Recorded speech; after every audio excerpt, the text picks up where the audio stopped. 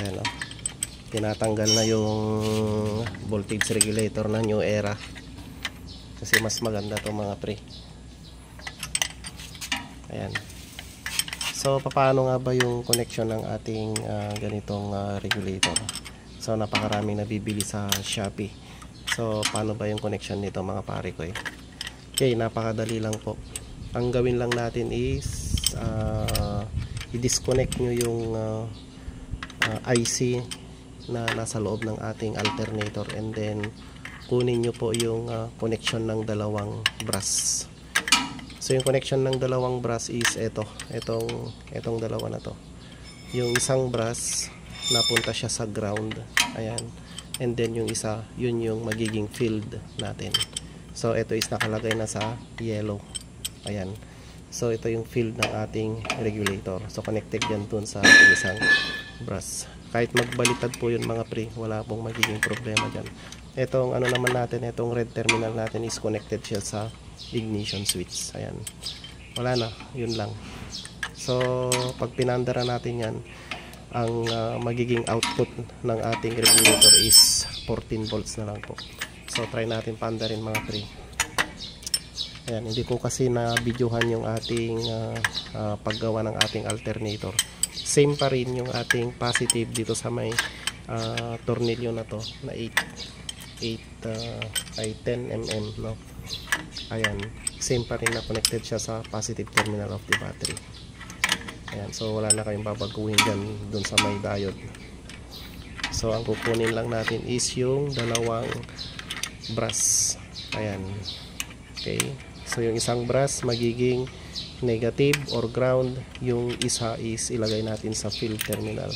Ito, kaya kumuha ko ng isa itong wire na to, kumuha ko dun sa gitna kasi lalagyan ko sana ito ng neutral, pero hindi na pala kailangan. So ito lang yung kinuha natin. So try natin paandarin at tingnan natin yung kanyang charging. Okay, so try natin paandarin mga pre. Ayan o, ilaw na siya o. Okay.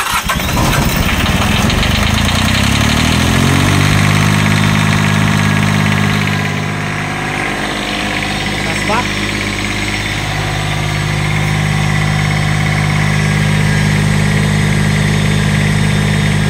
Looks lang yung charging niya.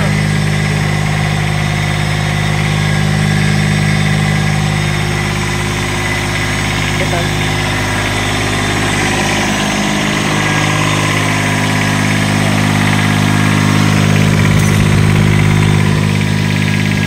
Tagay mo sa ground niya.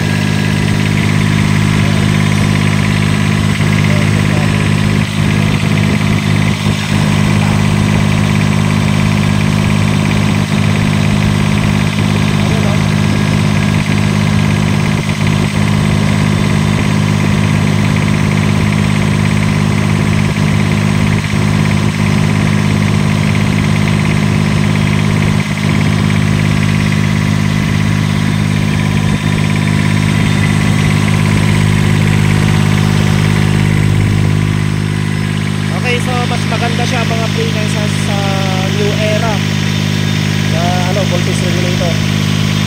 So parang IC din siya. Okay, so ayan mga pare ko. So ayan yung ating